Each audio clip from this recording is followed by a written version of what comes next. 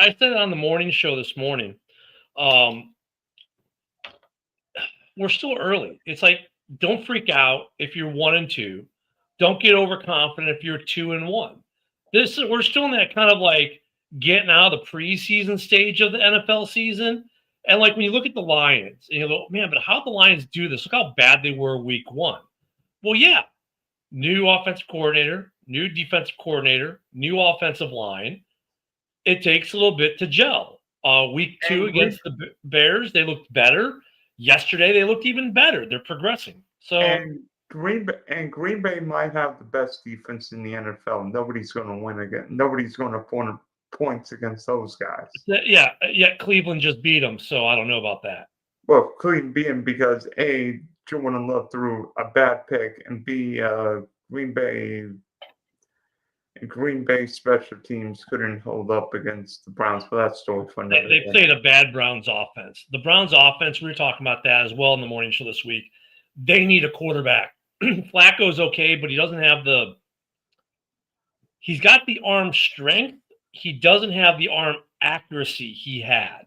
You can tell up here he wants it to go somewhere. He just physically can't get it to where he wants. That's why he's floating so many bad picks. If they had, say, a Kirk Cousins at quarterback who has a little more snap on the ball, right, could deliver the ball better, dude, that team would be pretty dangerous right now. I mean, you can attest because your Bears are going to play the Ravens before long, but is it a situation maybe where these teams, whether it be the Bills, the Ravens, the Bengals, have become too quarterback centric? Well, the Bengals, yeah. I mean, dude, they're a JV football team right now without Burrow, and it showed against the Vikings. I mean, they made the Vikings look like rock stars. I mean, people look at that score. Wow, they beat the Bengals that bad? Yeah, there was no Joe Burrow.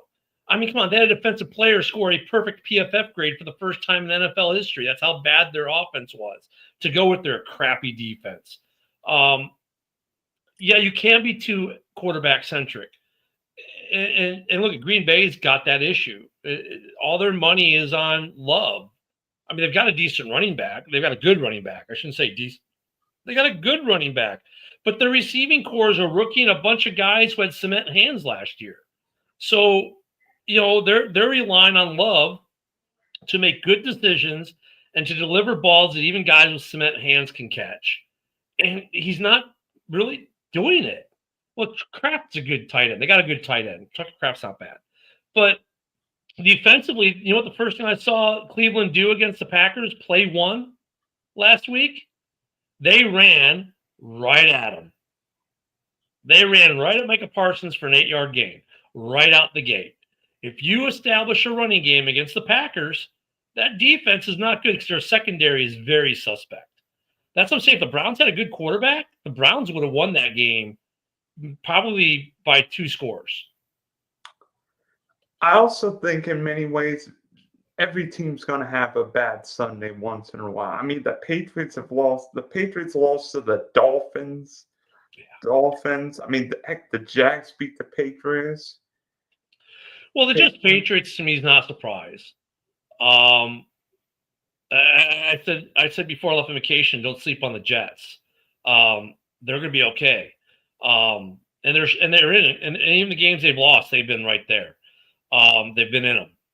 The teams that kind of surprised me right now, freaking Indianapolis Colts, man. Indiana freaking Jones.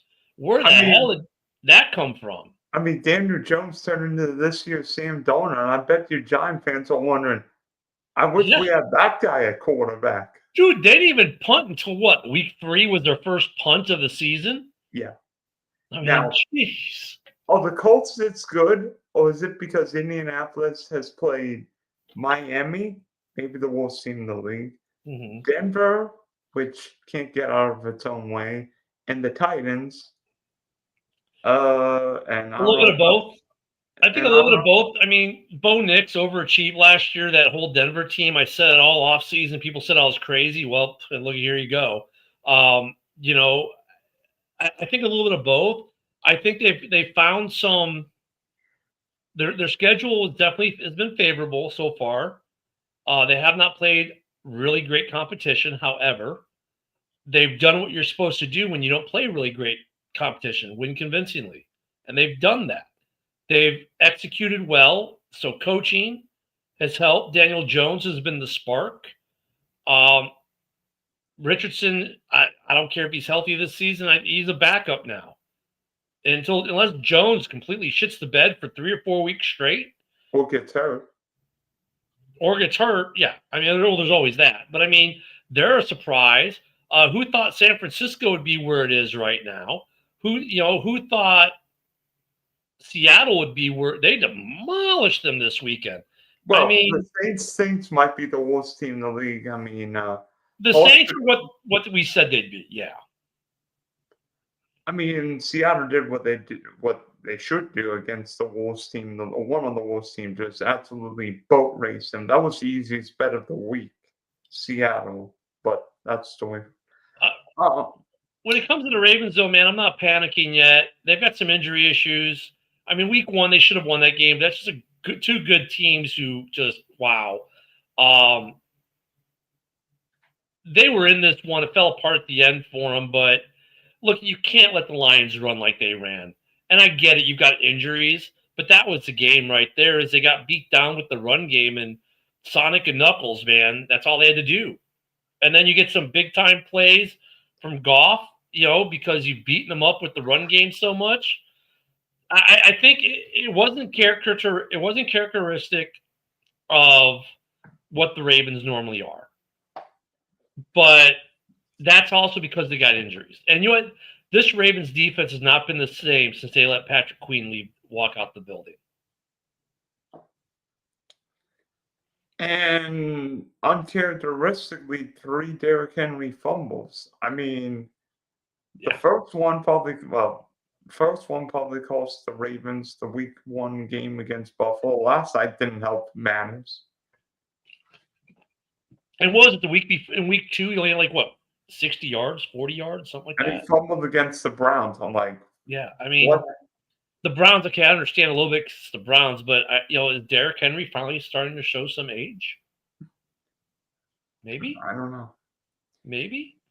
So, if you're 1-2, don't flip out. Your season's not even remotely over. If you're 2-1, don't be overconfident. I said it this morning. I'll say it again. I'll probably say it on the roundtable here in a little bit. Last year, the Bears started 4-2. I can attest because you boat raced my Jaguars in London, and then the next game, Jane Daniels threw a Hail Mary, and after that game in London, we lost 10 straight. Anything can happen in this NFL season. So, like I said, don't be overly optimistic if you're 2-1. Don't be overly doom and gloom if you're 1-2. The Lions are starting to look like the Lions. The Bears are. I saw a lot of good improvement from them against the Cowboys.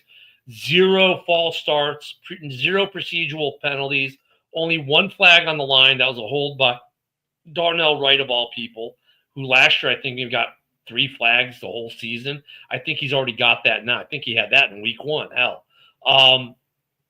So the line's improving in Chicago. No sacks, 7 hurries on Caleb. That was it. The offense is doing what I expected it to do.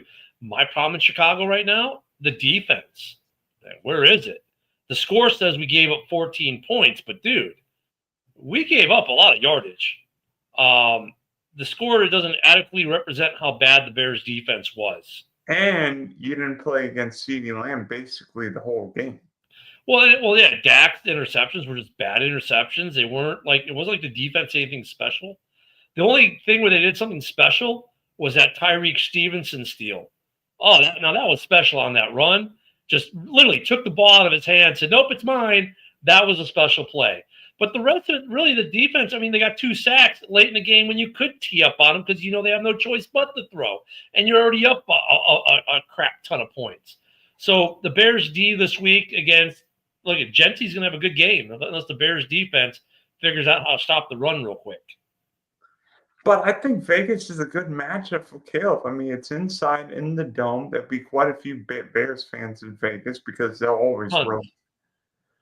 And honestly, I mean, yeah, Max Crosby, but the Raiders' defense is nothing. Is nothing right home about. It made Marcus Mariota look like the Heisman-winning Marcus Mariota. Yeah, it's a good test for the O line because of Max Crosby. There are lots of Chicago fans Chicagoans that live in Vegas. So there's a pizza chain in Chicago called Rosati's. It's a thin crust pizza chain, surprisingly enough, because we're known for deep. All the restaurants are in Chicago, Vegas, and Dallas. Why Vegas and Dallas? Because the kids, one moved to Vegas, one moved to Dallas, and they opened up shops there. So there's a lot of Chicagoans there are a lot of Chicagoans that live in the Vegas area. I expect to be a big Chicago contingent there. Plus, it's one of those destination games that fans always go to from other teams. But it's a good Matt Crosby's still a guy you'd account for. So whatever side he's lining up, that's going to be a good test for the tackle. Whether it be Darnell Wright or Braxton Jones, who played really great last week. But the Bears' offensive line is starting to come together. Week one, I wasn't shocked with the penalties. I would have liked a better outcome for the game. We should have won that game. Week two, they weren't there yet. The refs kind of changed the momentum and the flow of that game with that horrendous call with 6 seconds left in the first half that gave Detroit a free touchdown. That hurt. But last week they responded well. And look at the Ravens; they're 1-2, but like the Bears, if you win this week and get to 2-2, you're good. By the way, I think this Raven Chief game is absolutely monstrous because somebody's going to be 1-3.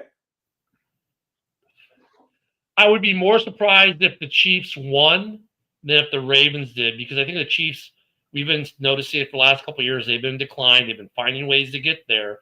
But last year, look at all the one-score games. And now this year, they're getting that inverse. They're not winning the one-score games. And I mean, Kansas City might have won on Sunday night, but honestly, the Chief-Giant game might have been the worst game I've watched all year. Yeah. And you know what? They won because Dable can't coach. And Russell Wilson can only throw deep balls, but that's a story for another day. Like you put Dart in, he's going to run. Okay, so then you put Russ in, you try to run Russ, thinking, well, now they'll think it's a pass play because we put Russ in. And what does Russ do? Stumble and fall. Really, dude? I mean, part of that's Dable.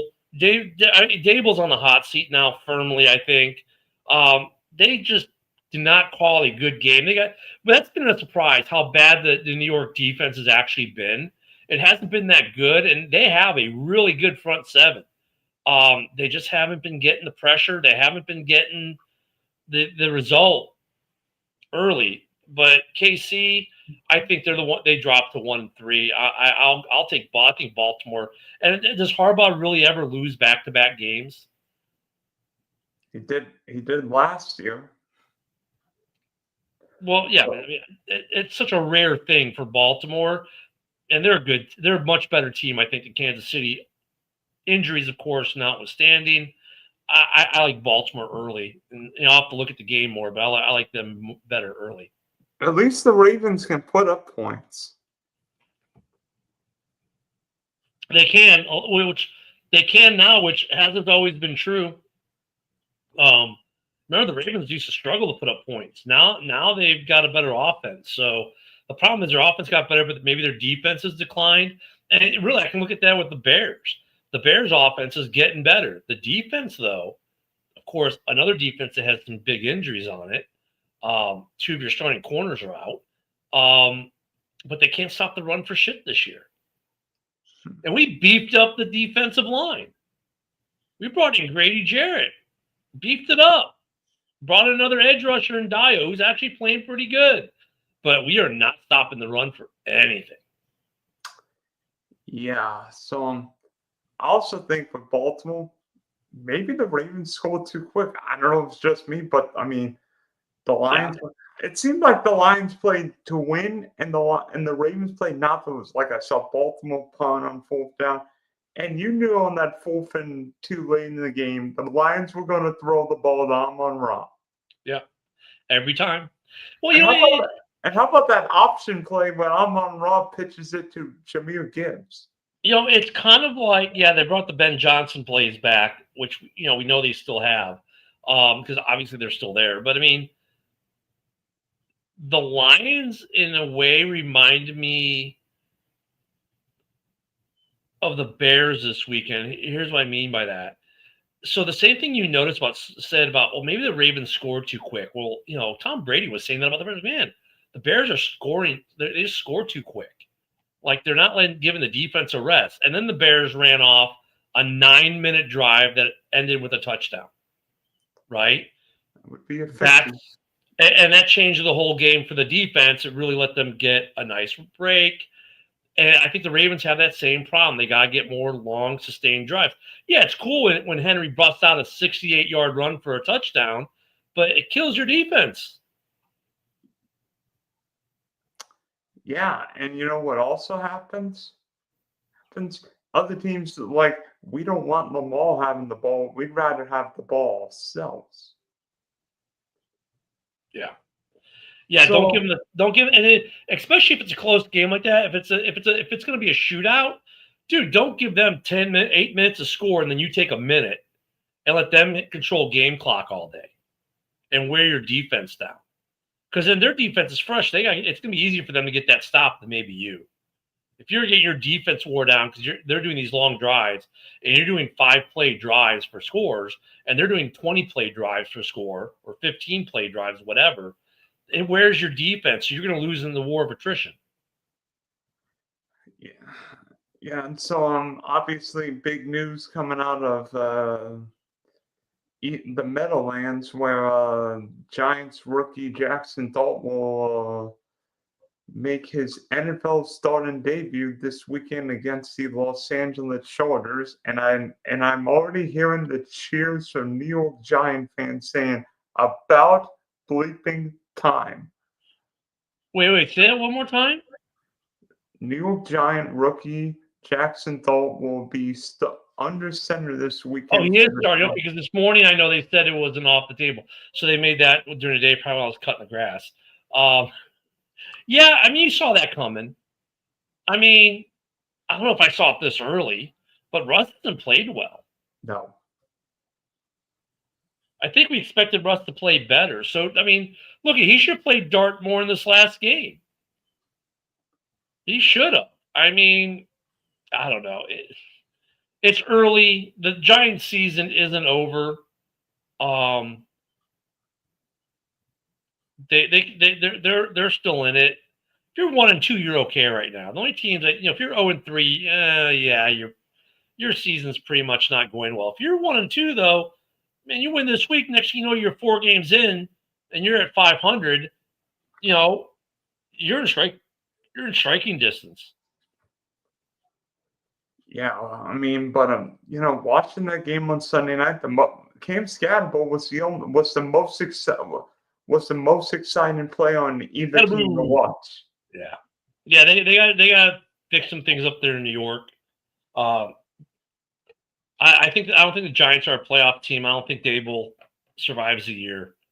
I don't the way it's going right now with his defense playing bad, or not playing up to its standard.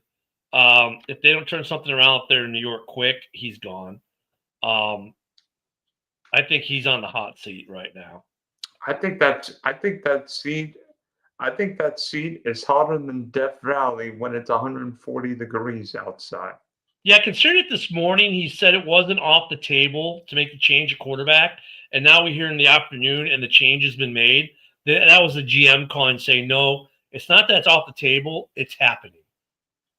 I think this is a GM call, not a Dable call. Well, I think Brian Dable saw the same tape I did. I mean, Russ 18-32, 160, a QBR of 6.5. Jeez, that's terrible. I don't know how good your math is, but 6.5 is not good. No, not good. Considering Caleb Williams was a 142.6, something like that this weekend. Yeah. And by the way, in old money terms, Russ's passer rating was a 43.8. Like half of Mahomes. Yeah, it's And by Not the good. way, watching the New York Giants, Malik Neighbors was being doubled. He was frustrated beyond belief, and I don't blame him. Well, they look at they. There's a reason why Malik is going to not be that good this year. Is because there's no one else. It's him. So all the onus is going to be on him. So he's going to be a little bit more hamstrung. Look at the difference between, let's say, Neighbors and Odunze this year, right? Because Odunze's got another touchdown this week, right? He's got 4 on the season already. But the thing is, if you look at the Bears game, 4 touchdowns, 4 different receivers.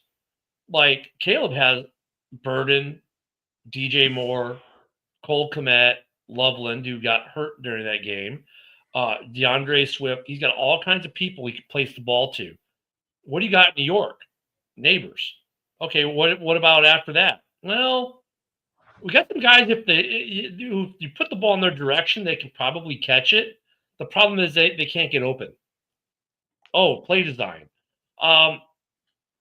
So until someone else can become a threat in New York, Neighbors isn't going to do shit unless he's playing a really bad defense. He's not being the double team. He's getting frustrated. It's going to get into his head, or could get into his head, and he might have a down season. Conversely, you look at Rome Odunze. He's having a huge season already, but look at that situation. Oh, you got other guys that people know, if you don't watch them, they're going to burn you. Oh, hold on one second. My wife's calling. Give me 1 second.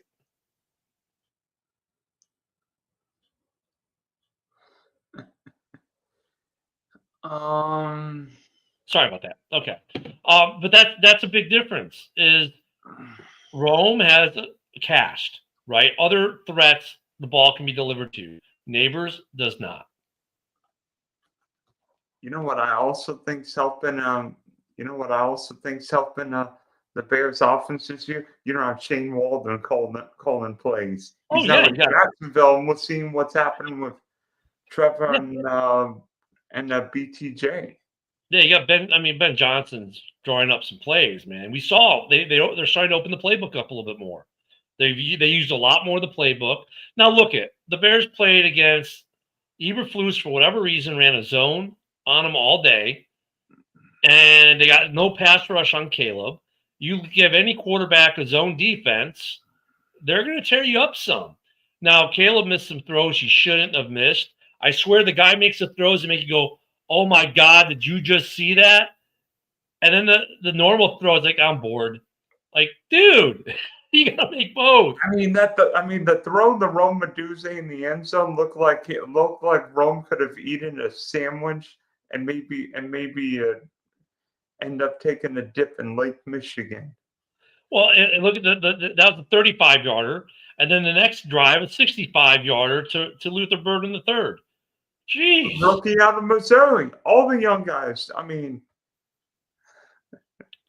And look at, did you see the throw to DJ for DJ Moore's touchdown? There was no one around him for 10 yards. All Caleb had to do was dip out of the pocket, right there, touchdown, super easy. You're going to see more of that in Chicago because they're using Caleb in different ways this year too. If you haven't noticed, they're doing designed runs for Caleb, which is new. Now they're making the reason why that's the reason why that DJ Moore touchdown happened, because they had to have a spy on Caleb, and the spy had to commit when he dipped out of the pocket, and it left DJ wide open. So you're going to see this Bears offense getting better. I can't wait till we play the Ravens. It should be a fun game. I'm just hoping the defense gets better, or Derek's just going to run all over us. Lamar is going to run all over you guys. Who? Lamar is going to run all over you guys. If they don't fix that run defense, that might be problematic, right? Yeah, hopefully we get Spider-Man back soon. That'll help the back end too. That'll help the blitz packages. They're starting to open up the defensive playbook now too a little bit more. Now he's getting a little more comfortable with the guys. We saw that against the Cowboys, some of the blitzes he brought on Dak and some of the other looks they gave. They're really starting to open up that defensive playbook in Chicago. So by the time we get to Baltimore, this will be a really good Chicago team. More looking last night, I have Baltimore to win, Lions destroying. That's the only game you'll see. And by the way, I bet the Ravens to win at 4.5. I bet the Ravens and I bet the Browns and the Rams in Illinois. And I was so pissed the Eagles ran that block field goal for a touchdown. Like, yeah, crazy week with special teams. But yeah, the Jets, Browns. Who are the Cowgirls? By the way, who are the Cowgirls? You mean the Cowboy defense, right? Isn't it ironic? Eberflus comes into Chicago. He knows Caleb better than any defensive coordinator in the NFL. And Caleb has a career day on him. Well, man, Eberflus didn't have Micah Parsons on his defense. He didn't have Micah Parsons in Chicago last year, and they still had a really good defense. I mean, Eberflus is a good defensive coordinator, but man, he looked like crap again. Look, I think they'll do good against Packers. That's gonna be a fun game. Yeah, Micah Parsons sacking Dak Prescott. That's gonna be, I would laugh if the Cowboys win because they do have that young edge rush who played pretty good against the Bears. So I get it. No, Dallas doesn't have a chance of seeing them. But I said wouldn't it be fun? Because if they do, then they're 2-2. The Bears are 2-2 after we beat the Raiders. The Lions, I can't remember who they play right now. They're 3-1. And the Vikings. Cleveland. Yeah, let's say Cleveland beats them. That could happen with that defense. You're not running on them. Dude, this whole division, the whole NFC North could be 2-2 after week 4. And then the Seals are going to Dublin to play the Vikings. Yeah, that's gonna be fun. That's gonna be fun. I think I'll take the Carson Wentz's over the Aaron Rodgers. Rodgers is playing pretty good, man. He's doing just enough. He's playing, because the Steelers somehow win those games because T.J. Watt always strip sacks somebody. I mean, New England. I mean, they haven't been winning by defense. So look at Aaron's had to win the game for him. Well, Pittsburgh won the game because New England couldn't hold onto the ball. That too. That's been an interesting season so far, but not freaking out yet. Yeah. Yep. Way too early. That's why I say Rick. Rick says it's only going to be week 4 for all the teams. He's still too early to say let's not get ahead. Yeah. Like I said, like for the Bears fans, are like, oh my God, we're 0-2. Dude, we win this week. We go into our bye week at 2-2. That's perfectly great. That's fine. You're still there. Maybe the Vikings put that bird in the cage. Yeah. I'd like the Vikings to lose this week, so the entire division is 2-2. But, I don't think Minnesota's losing to Pittsburgh. I don't want a 42-year-old quarterback going across the pond, Mike. Yeah, we'll see. Is that this week? Are they in Dublin this week? Yes. For week 4, maybe we start that early. I thought it was later on. Okay. That's why Pittsburgh's on bye next week, but I don't make the schedule. Don't look at me.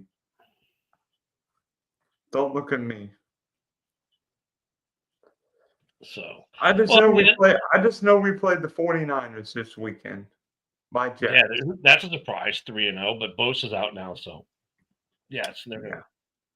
Hey, you guys played the 49ers week 17. Is it that late we played them? Yeah. We thought they'd be where they're at right now, but Bosa's out for the year, so that's a huge loss. I mean, honestly, I think this is Kyle Shanahan. I think this season so far is Kyle Shanahan's best coaching job. I mean, 3-0 with all the injuries. Yep. And the roster that's changed as much as it has. Yep. Big names leaving. Yeah. But the Bears are going to play Minnesota again, and you guys are going to play the Lions again week 18. True. Yeah, no, we get those two guys one more time each, and we got the Packers twice. So, like I said, for the Bears, I'm not worried. And you know what? If the Bears end up 9-8 this year, but Caleb shows improvement, I think Bears fans for the first time would say, we got a quarterback. Well, I think they're saying that now. You're already seeing the improvement in Caleb from week to week already. But I mean, look, if we win this week against the Raiders, which we should win this week, and you go into the bye at 2-2, you're okay. And by the way, you're doing that without two of your top 3 defenders. You probably don't want a week 5 bye in that case if you win on Sunday. That's what I'm saying. The week 5 bye is actually kind of a good thing in a weird way for the Bears. If Spider-Man's not playing this week, maybe we get him back by week 6. We got some other guys coming back by week 6 off the IR, so the running game will improve a little bit. Even though Manan guy has been doing okay, but we get some guys back by week 6. Those guys are on the IR early. We get some guys back. So, and the Bears, honestly, we haven't taken on any new injuries really. I mean, Jalen Johnson's not a new injury. They tried to have him come back. It didn't work. It's like, yep, he's got to be out the year. Fine. But Spider-Man's still not in. He'll be in probably by week 6. And we get Booker back at week 6. We get Roschon Johnson back in week 6. So we get some guys back. So, it's just going to be interesting to see if we bring in another cornerback because we freed up $8 million in money and we haven't spent any of it. But the question is there a corner worth signing out there for the Bears right now? So I think half the league might be going after corners. I think the Ravens need a pass rusher. I think the Bills need a corner. A lot of people do. Yeah, you can never have enough corners. But the problem is there's no one worth signing. There's no one worth even giving the vet minimum to right now. I mean, I'm trying to think what team the Rams desperately need a corner because A.J. Brown ate the Rams secondary for breakfast. I think you're at a point, like if you need a corner, you're waiting for the trade deadline at this point.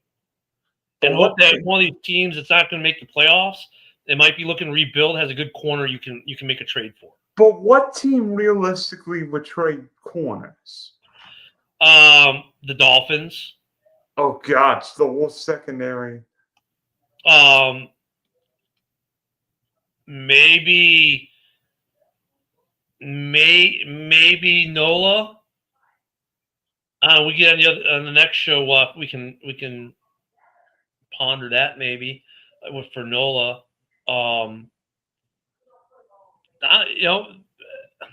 Cincy. If I'm Cincy, I'm just packing it in for the year. I'm sorry. I'd shut Burrow down for the year. He's not coming back this year. And just like get that number 1 pick and then trade it and get yourself a boatload of offensive linemen to protect them and just go that route. So, yeah, you might be able to trade off a safety through that. I mean, I don't know. There's some teams that will, though. I'm thinking some teams. I think Trey Henderson is gone. That's what I think. He's a free agent. So he's a free agent. They'll trade him possibly. Rick, okay, you're from the south side. I'm from the northwest burbs, man. So I was just up there on my way back from in fact, we went to the cruise. You flew through O'Hare. So we stayed by O'Hare. So I got me some, on the way out to the cruise, I got me some Lou Malnati's.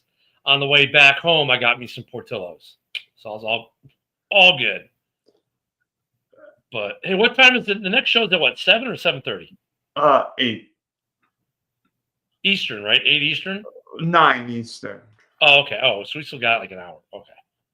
Yeah. I always get that confused. I was just thinking of a couple teams. I think the Chargers right now might need some healthy bodies with already the left tackle down, Slater, and now Najee rupturing his Achilles. Yeah, Chargers are looking good. Yeah, injuries. This that time of year, man. Injuries. It's that coming out of training camp, not getting snaps. I mean, we're seeing it. There's almost every team needs something now because of injuries. Almost every team needs something because of injuries now. Don't be surprised if the Cowboys go out and sign a wide receiver. There's some pretty good wide receivers on practice squads. Someone might get snapped. Someone might get snapped up. No, come on. Jerry Jones is going to trade a full-front wide receiver for the. You don't have to. Not if you sign him off a practice squad. true, but Cowboy. Well, Yeah. like AJ Henning is sitting there in the practice squad in Miami. He's a fast guy, dynamic, can also return. Like, you could go grab a guy like him for a rookie minimum deal. You let him play for 3 or 4 weeks. If it works out, great. If it doesn't, you send him to your practice squad when it's over. Here's an interesting one. Tyreek Hill's going to the Chiefs, right? Yeah, of course he is. But what's your top 5 NFL ranking list through week 3?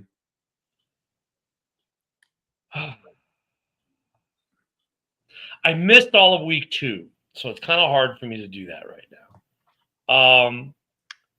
Do you want me to tell you who won week 2? Because I could probably tell you off the top of my head. Well, no, I'm basing off of week 1 and week 3. I know mostly who won, lost week 2, but because really the record's insignificant at this point. I would say the Lions have to be up there in the top 5 right now, is the way they've been improving. The Bills are up there. I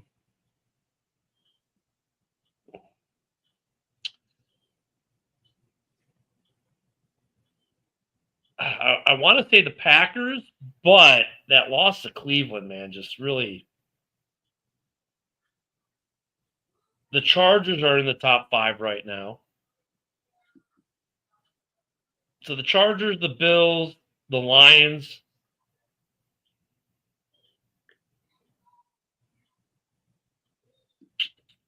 You all missing a couple teams. There's a team in Philadelphia that's 3-0 and just happens. Yeah, the Eagles are. Yeah, thank you. The Eagles and then the Bucks.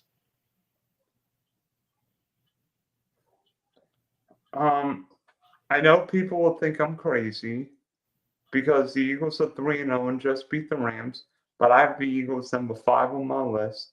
The Eagles have won 3 games by 13, 14 points. I think the Eagles have been a little fortunate to win. On Sunday, finally, the Eagles let A.J. Brown out of his doghouse, and A.J. Brown pulled in the Rams. And, Phil, who knows what the NFL will do with this search budget? I'm intrigued to see what the Eagles do against Tampa this weekend. I think it's a high-scoring game, but the Bucks have some wide receiver issues with now Evans down for a couple weeks. Yeah, but you lose Evans and you get back. What's his name now? I don't think Godwin will. I don't think Godwin's back. I think Godwin. They're saying Godwin's gonna be back, but Godwin's going to be on a snap count. Yeah, that's okay because you got Mbuka there. So, but Baker just does things, man. Baker does things. It's like Baker things, man. He just does it. I know it sounds trippy and weird, but Baker does Baker things and he wins games. Just like Matt Stafford does Matt Stafford things, and all of a sudden they win a game they should lose. I mean, he's an X factor. I mean, the Bucks are 3-0, and be honest with you, Baker's. But you know what? The record doesn't mean much to me. Like I tell you right now, the number 1 team in the NFL right now is probably the Detroit Lions, and they're 2-1. And I don't have Detroit in my top 5, but that's just me. They're probably the top team in the league right now. You look at the way they're playing now from week 1. I worry about Detroit if the Lions face Philadelphia. I wonder if Detroit can handle Philadelphia's physicality defensively. I think their line's proving that it's fine. I mean, they held up against Chicago pretty good. They held up last night pretty good. They ran. Their running game is still the best in the league. That tandem is just insane. J-Mo is actually being what they said he was 3 years ago when they drafted him, or 4 years ago. He's not just a gadget guy. He's now being a legit receiving threat.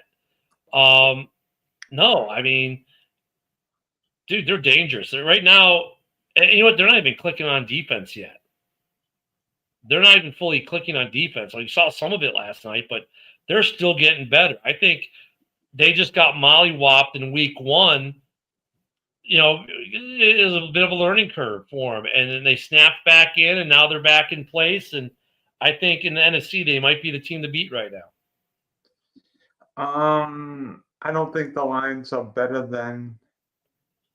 I don't think the Lions are better than the Rams, Eagles, or Packers. I still think even though the Rams lost, give me Matthew Stafford every day on Sunday. Sean McVay, Devontae Adams been balling.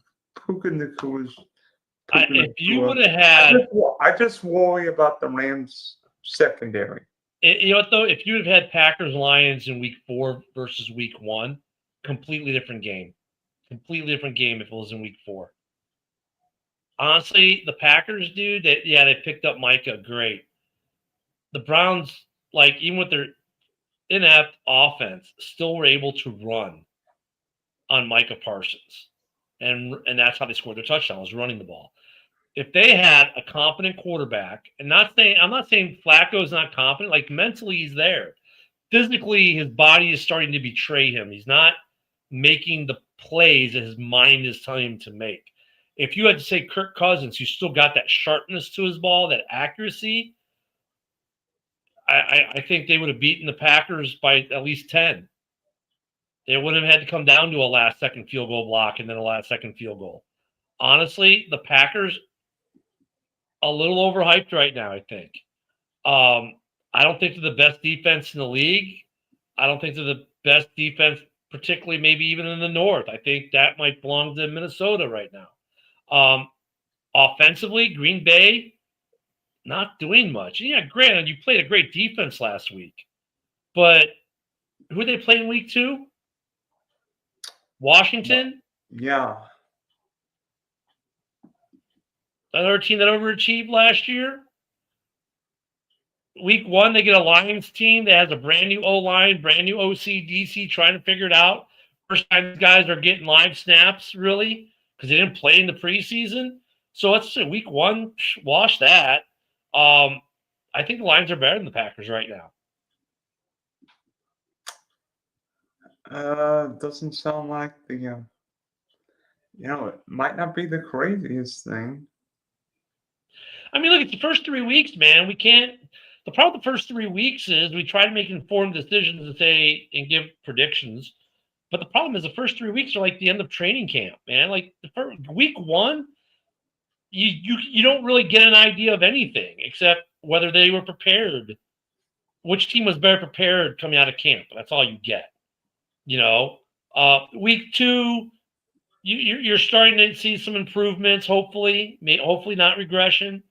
Week 3, okay, now we're starting to get a little bit more of an idea of what these teams are becoming. Week 4, we get a better picture by week 5, or for the guys who have a bye week in week 5 and week 6. By that point, we have an idea. Right? Now we have an idea. By week 7, we know what's what.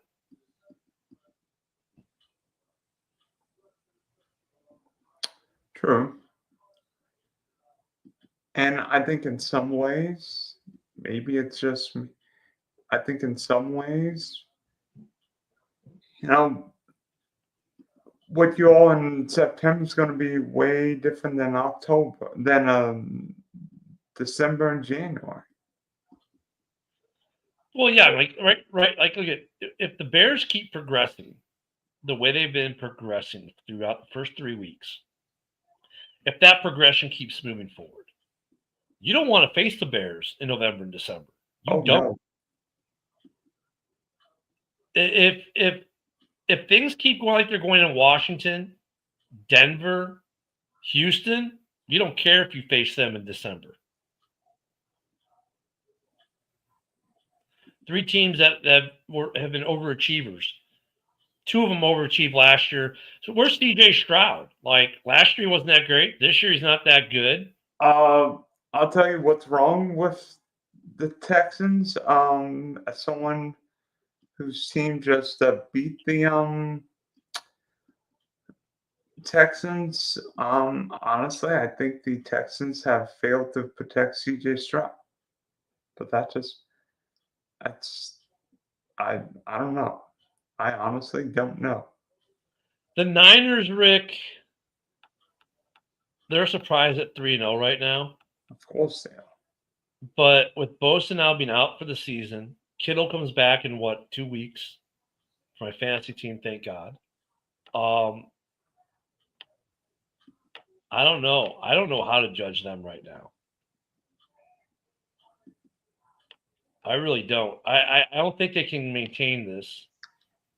Losing players like they're losing them. Every week they seem to lose someone.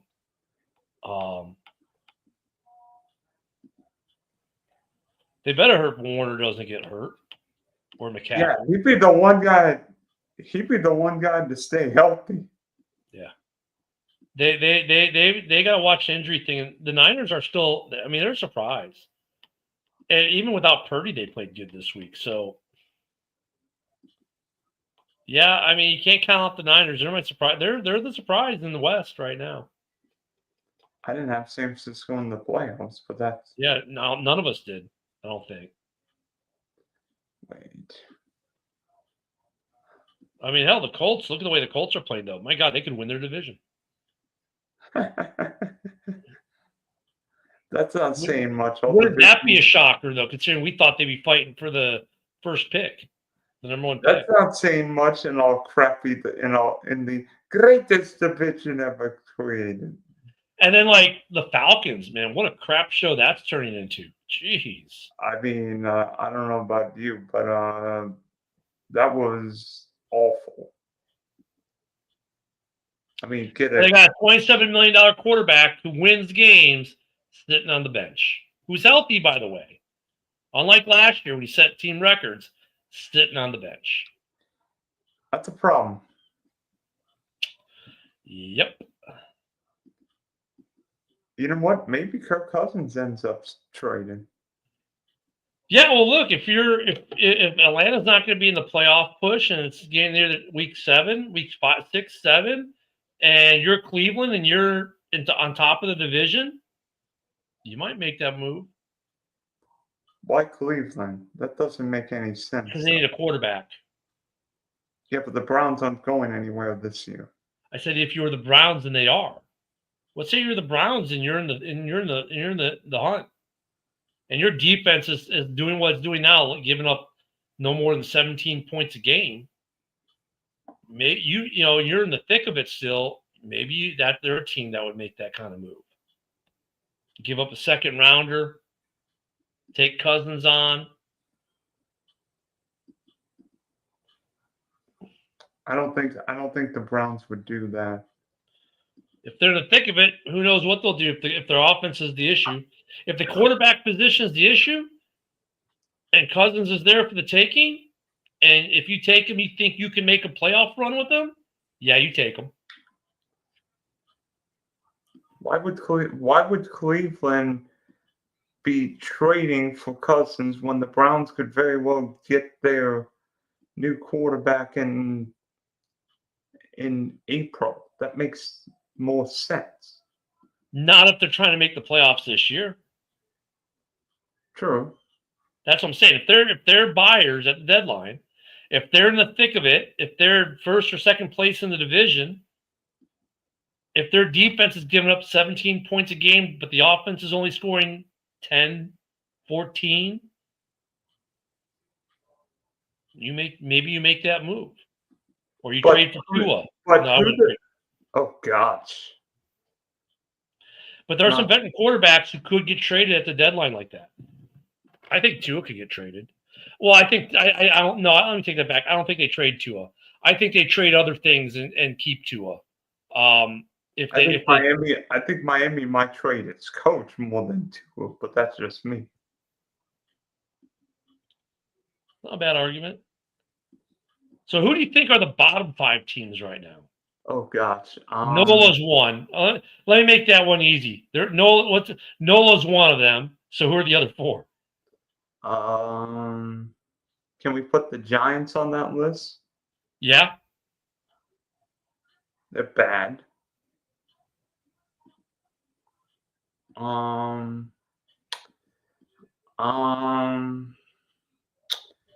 I don't know if we could say a team that beat the Packers should be on that list. Nope, I wouldn't put the Browns on that list. Um, um,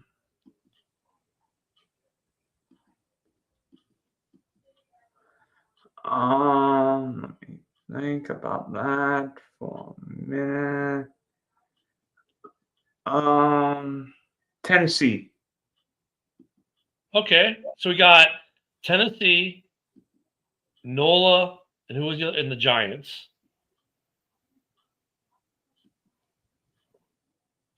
Yeah.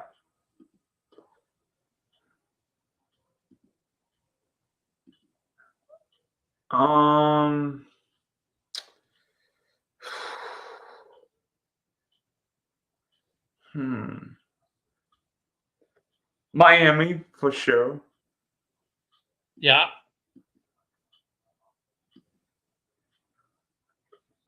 Even though my best friend's a Dolphin fan, he's probably listening, thinking, "Dylan, I can't believe you said that," but I'm just being totally objective.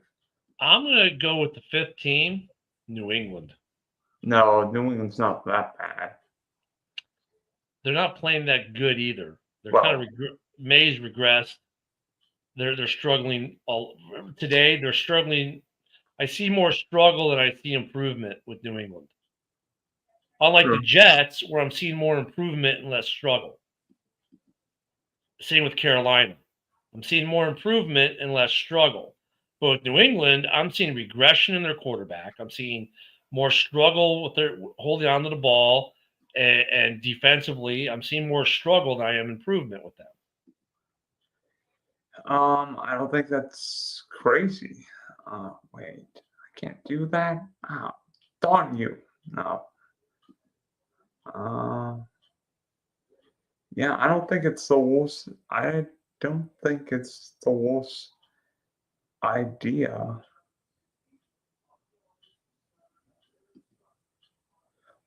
But I still think New England's the worst team. I mean, No, I wouldn't say they're. I would say, like, if you're going 1 through 5, 5 being the best of the worst, New England's at 5.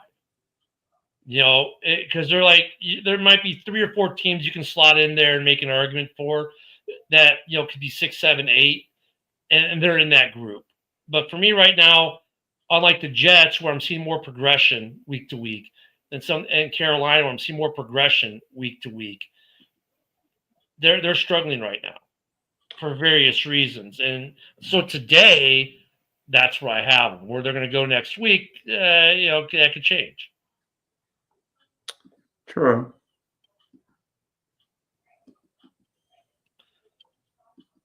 But it's tough with these guys. Look at the Raiders. You could say the Raiders, maybe.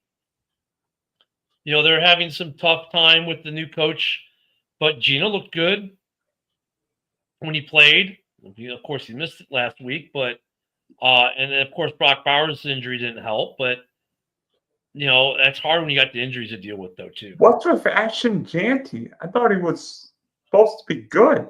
Well, I mean, they try to round down the middle against a team you don't run down the middle on. He'll have a good week this week. He should probably put up 100 yards against the Bears because the Bears can't stop the run, it seems. So he'll probably have a decent week against the Bears. Yeah.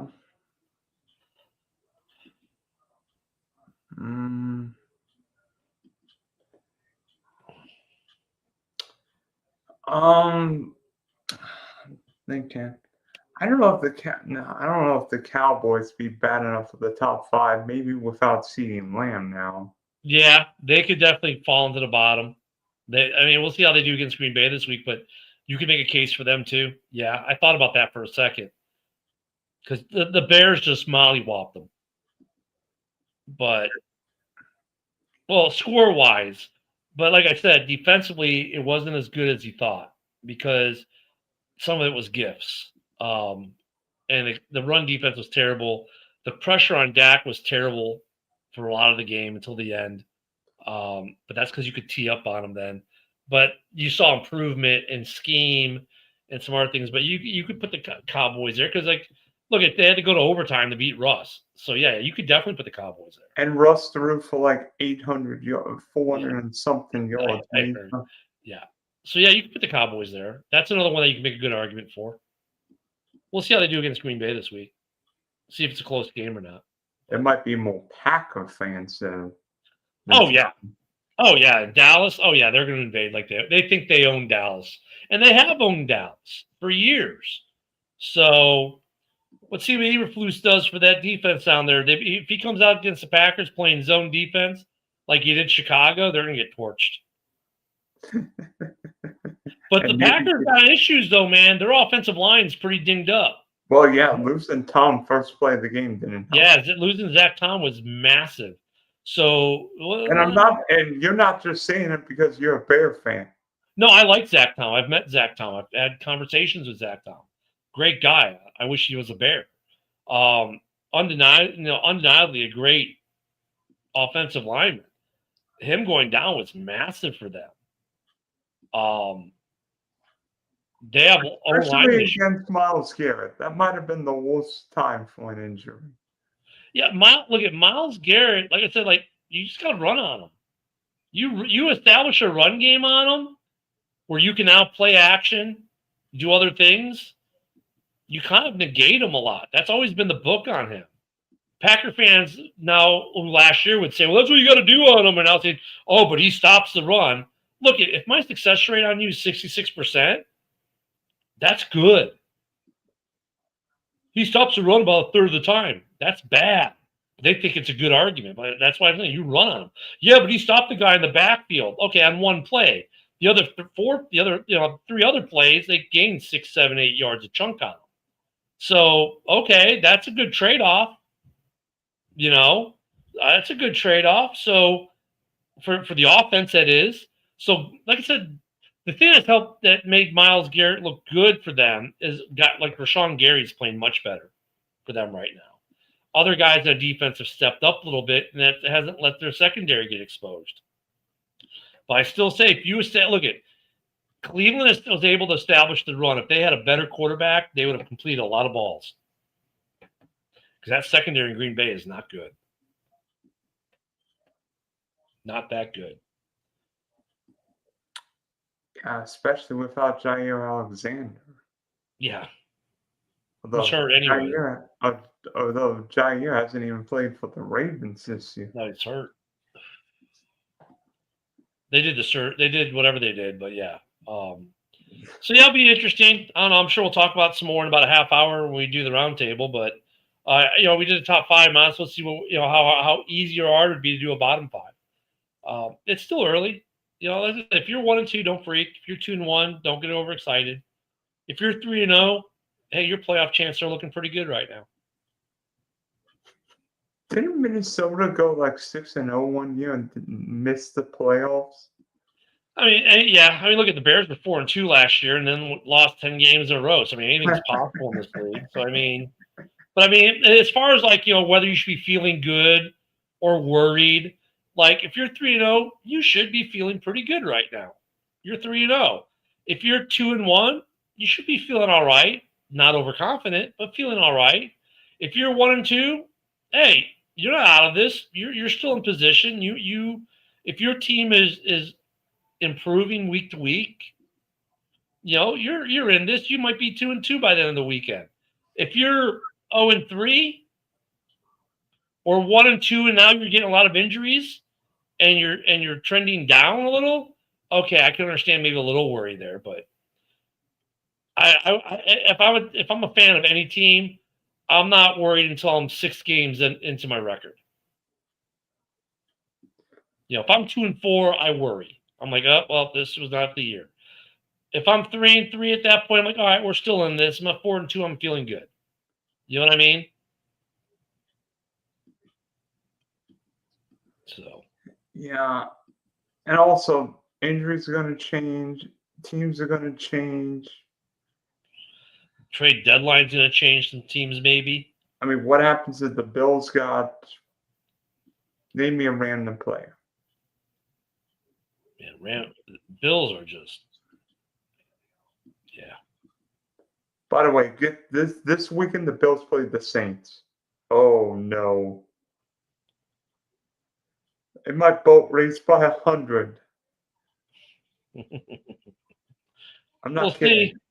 This will be a fun week. This will be a fun week this week. I can't wait for the games. Thursday can't get here fast enough. Ugh, New York is Sunday.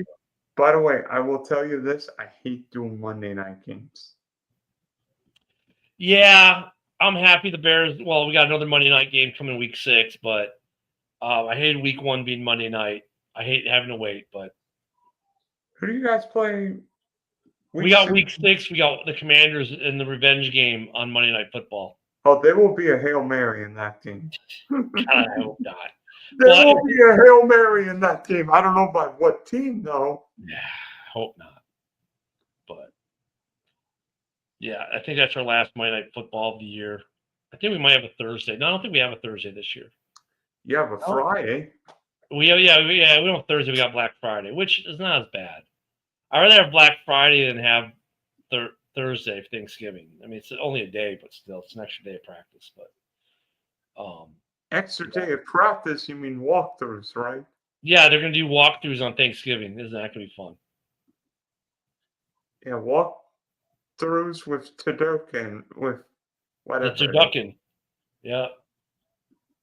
Yeah, hopefully you don't have any Thanksgiving meltdowns like last year. I mean, that might have been the worst brain cramp I've ever seen. Good old Eberflus. Eberlus. Yeah, we'll see. Hey, he still can't win in Chicago. Even as a Cowboy coach, he's still lost in Chicago. Gotta love it. And then I mean, and you left with time, and you left with timeouts. Yep. Ben Johnson Ben Johnson made some mistakes in week 1. He made some mistakes in week 2. He cleaned up his mistakes as well in week 3. That's what's with the Bears. I'm seeing improvement at almost all levels except for defense right now. But towards the end of the game, you could start to see we were having a little more confidence. They opened up the playbook a little bit more. They started to do some things. So I don't know if it's a turning point for the Bears defense, but we'll see how they do this week against a not so great Vegas offense. If they can stop Genty running, then I'll be happy. So, unfortunate mistakes. By the way, what is going on with Jacoby Myers? They're just having issues with getting. Look, it's a new playbook. It's new everything. There's going to be hiccups because even like they moved Max Crosby from the 8 to the 5. That's why his production's down. He's got to adjust. So teams are still adjusting. You remember, you got all these teams with new head coaches. They're still adjusting.